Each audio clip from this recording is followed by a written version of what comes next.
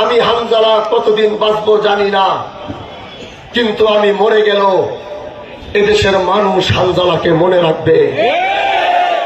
যেই ভালোবাসা হানজালা পেয়েছে, হানজালার হাতটা ধরার জন্য মানুষ যেমন পাগল হয়ে যায়, হানজালার এই বুকের সাথে বুকটা লাগানোর জন্য মানুষ যেমন পাগল হয়ে যায়,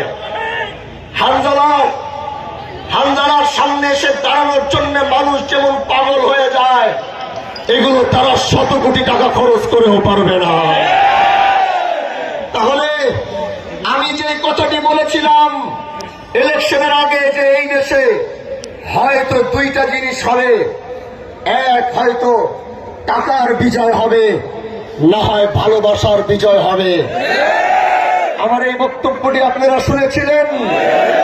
তাহলে আজ শিবচরের মাটিতে যে প্রমাণ হয়ে গেল, শিবচরের মানুষ টাকাকে প্রত্যাখ্যান করে ভালোবাসাকে বিজয় করেছে।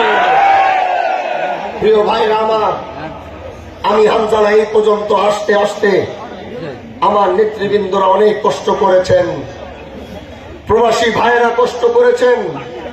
প্রবাসী ভাইদের ব্যালটের সাথে এই দেশে যারা সরকারি চাকরি করেন, যারা প্রবাসীদের মতো আগে ব্যালট পেয়ে ভোট দিয়েছেন, তারাও কষ্ট করেছেন।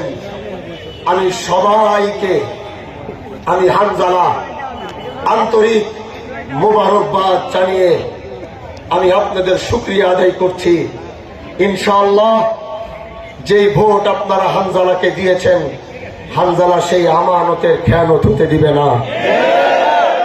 হানজালা যে কথা বলেছিল যে আল্লাহ যদি কোনদিন আমাকে নির্বাচিত করে, তাহলে হানজালা হযরত ওমর রাদিয়াল্লাহু তাআলা আনহু সেই 1400 বছর আগের সেই সোনালী যুগ পুরাটা যদি ফেরত না আনতে পারে, অন্তত সোনালী যুগের কিছুটা অংশ হয়ে শিবচরের মানুষ দেখবে। আমি বলেছিলাম যদি আমি নির্বাচিত হই, ওমরের মতো কাঁধের ভিতরে আটার বস্তা, গমের বস্তা হয়তো নিতে পারবো না, কিন্তু রাতের বেলা হয়তো এই শিবচরের মানুষ আমাকে তার দরজার সামনে দেখবে।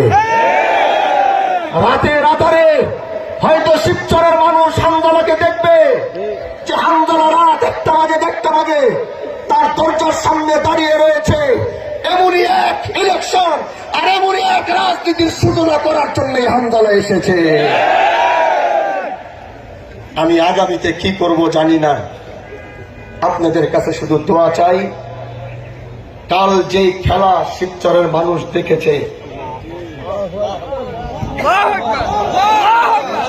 আমার মনে হয় হানজালা নির্বাচিত হোক, এরকম বাংলাদেশে হয়তো কয়েক কোটি মানুষ সেজদায় পড়েছিল। কত মা বোনরা রোজা রেখেছে হিসাব নয়, কতজনে আল্লাহ রাস্তায় সহযোগিতা করেছে, দান করেছে হিসাব নয়। তারপরেও তারা চেয়েছে হানজালা জাতীয় সংসদে যান। হাজী শরিয়তুল্লাহর বংশের রক্ত কোনদিন গাদ্দারি করে নাই, এটা আবার প্রমাণিত হয়েছে। এজন্য এই বংশ যেমন ব্রিটিশ বিরোধী আন্দোলন করেছে, এই বংশ যেমন অন্যায় অবিচারের বিরুদ্ধে রুখে দাঁড়িয়েছে। আমি আল্লাহকে বলেছিলাম, আল্লাহ হাজী শরিয়তুল্লাহ তার রূহ তো আমার ভিতরে আসবে না, তার রুহানিয়াতটা তুমি আমার ভিতরে ঢুকায় দিও। হানজালাকে দেখে যেন মানুষ 250 বছর আগের হাজী শরিয়তুল্লাহকে মনে করতে পারে। তার ন্যায় নীতি ইনসাফের সেই আদর্শ যেন আমরা ধরে রাখতে পারি, সেই আদর্শ যেন নিয়ে চলতে পারি। সেই দোয়া আমাদের জন্য করবেন ইনশাআল্লাহ। বলেন, সেই দোয়া আমাদের জন্য করবেন ইনশাআল্লাহ। আজকের এই গণজোয়ার শিবচরের রাজনীতির সমীকরণ পাল্টিয়ে দিয়েছে। আল্লাহর কাছে দোয়া করি, এত হাজার হাজার লক্ষ লক্ষ মানুষ যারা আমাদেরকে ভালোবেসেছে, আমি যেন তাদের আমানতকে, তাদের আমানতের রক্ষা আমি হানজালা যেন করতে পারি। এই দোয়াটা আমার জন্য করবেন ইনশাআল্লাহ। আমার বাবা এখানে বসা।